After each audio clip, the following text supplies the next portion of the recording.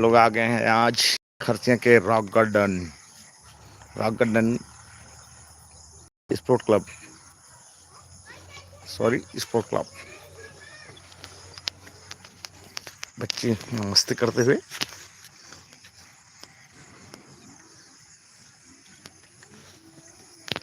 बहुत ही अच्छे तरह से डेवलप किए हैं।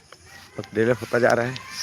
स्विमिंग पूल बन रहा है, वहाँ पर स्पोर्ट क्रिकेट स्टेडियम नेट वाला बना है। यहाँ पर बच्चों के लिए ट्रेन की व्यवस्था है। यहाँ योगा करने के लिए ये बना हुआ है टूल। ये बच्चों को मस्ती,